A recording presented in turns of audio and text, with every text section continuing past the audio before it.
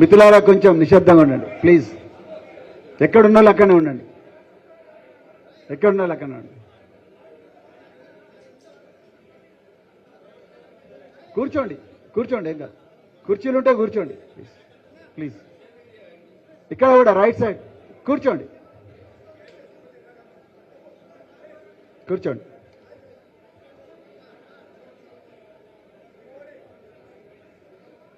Telangana